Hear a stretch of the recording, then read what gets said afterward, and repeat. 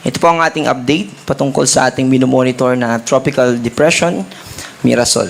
At dito po sa ating satellite image, by the way, kaninang alas 8 ng umaga, naka-medium chance pa itong yung LPA. Pero noong 2 p.m. ay tinaas natin ito sa high at sa kasalukuyan, ngayong 5 p.m. ay dineclare na natin na tropical depression at binigyan na nga po natin ito ng local name na Mirasol. Ito ay nasa 210 kilometers east-northeast ng Infanta, Quezon. Ito ay may taglay na lakas ng hangin malapit sa mata o sentro ng bagyo na 55 kilometers per hour at pagbugso. Ibig sabihin, bigla ang paglakas ng hangin sa paligid nitong bagyo na umaabot ng 70 kilometers per hour. Ito ay nagmumove pa northwest, papalapit sa kalupaan ng ating bansa sa bilis na 25 kilometers per hour. Nakikita din natin sa ating analysis na may posibilidad na bumagal pa ito habang binabaybay yung ating eastern coast ng Luzon.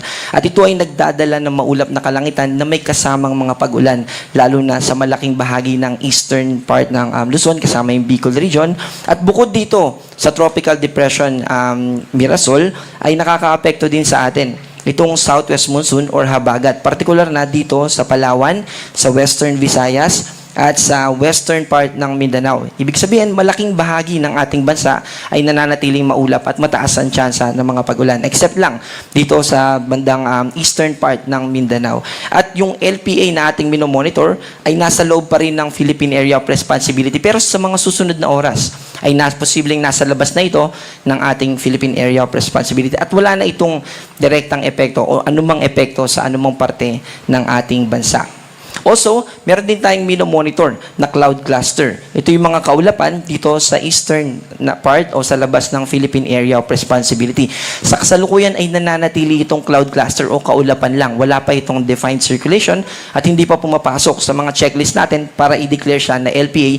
Pero habang lumalapit ito sa Philippine Area of Responsibility, ay tumataas din yung posibilidad na ito ay maging low pressure area by Friday.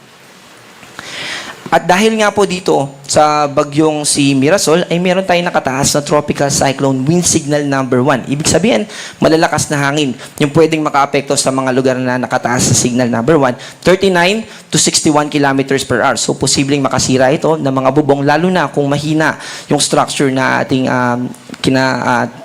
tinutuluyan o mga structure sa paligid ng ating bahay.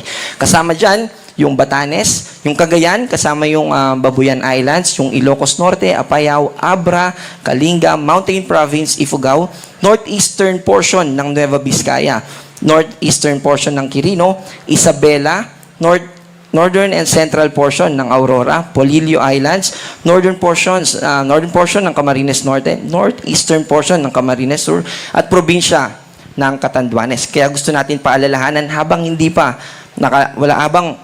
pa dumalapit ng tuluyan sa atin yung si Bagyong Mirasol, ay paghandaan natin kung may kailangan tayong i-reinforce na structure o mga tent na nakalatag pa, ay pwede na natin itong gamitin na tsansa para mapaghandaan yung paglapit pa nitong si Mirasol.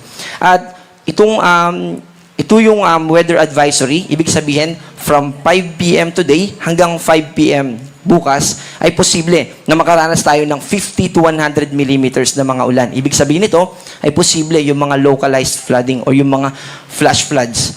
Lalo na sa mga nakatira sa urbanized area o sa mga low-lying areas. And also, kung nakatira tayo malapit sa mga rivers, mga ilog, so posible na tayo ay maapektuhan ng mga pagbaha. Dito yan sa Cagayan, Isabela, Quirino at Aurora. Also, habang lumalapit itong si Bagyong Mirasol, posible din yung tinatawag na orographic lifting. So yung mga kabundukan dito sa Cordillera Mountains, posible rin na makaranas sila ng mga pag-ulan.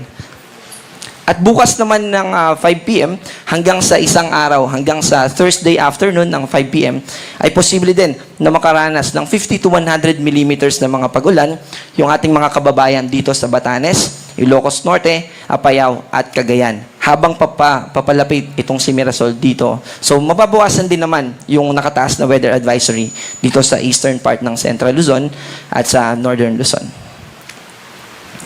At ito yung ating forecast track patungkol dito sa kay Bagyong Mirasol. So, northwestward yung kanyang movement. Sa kasalukuyan, ito ay nandito sa vicinity o sa ating katubigan o coastal waters ng eastern part ng Luzon. And then pinakamalapit ito sa ating bansa bukas ng madaling araw, alas 2 hanggang alas 6 ng umaga. At habang binabaybay nito, yung kanyang direction ay posible na kung hindi magbabago yung ating forecast track at yung movement niya mismo at yung bilis niya ay by Thursday ng hapon nasa labas na ito ng Philippine Area of Responsibility. Ito naman yung ating TC or yung Tropical Cyclone Threat Potential. Dito din natin nakikita kung ano ba, kung meron bang susunod na mga bagyo after nitong si Miresol.